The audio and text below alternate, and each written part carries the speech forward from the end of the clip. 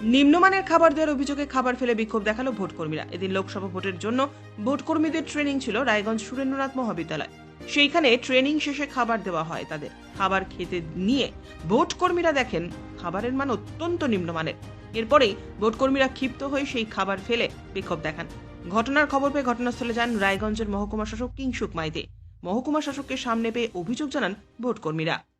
শ্যামল চক্রবর্তী। এখানে কি হচ্ছে? এখানে আজকে ট্রেনিং হচ্ছে ফার্স্ট পোলিং অফিসারদের। এখানে আমরা 10টা থেকে ট্রেনিংয়ে আছি, কিন্তু রুমেও চা পৌঁছায়নি।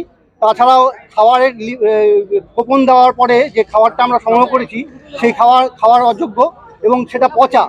আমাদের প্রত্যেকে দেখছেন এখানে ছবিতে, এখানে দেখছেন সামনে পড়ে আছে খাওয়ার স্তূপ। একজন দুজন নয়, সবাই মিলে ফেলেছে।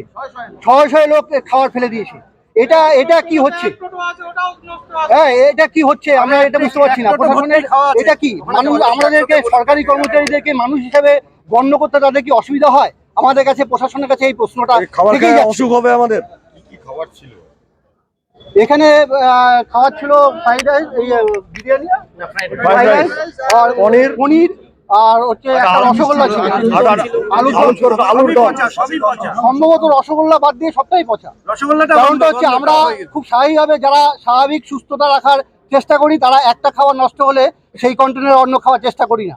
এটা আমাদের সুস্থতা হয়ে যেতে পারে। সেই কারণের জন্য আমরা মনে করি কারো খাবার নষ্ট হলে অন্যকে এটা বলে দেওয়া উচিত। সেই হিসাবে আমরা পার্শ্ববর্তী লোককেও খাবার বলে দেওয়া হয়েছে প্রত্যেকেই। কারণ প্রত্যেকেই আমাদের মূল দাবিটা হচ্ছে আমাদের এই ব্যাপারটা কেন হবে, বা আগামীতে এরকম খাবার দেওয়ার কোনো প্রয়োজন নেই। যদি ভালো খাবার পরিবেশন করতে পারে দেবে, না হলে আমাদের সমমূল্য বিতরণ করবে আমাদেরকে। এটি আমাদের মূল্য দাবি। আপনারা কি এই বিষয়টা কোথাও জানিয়েছেন?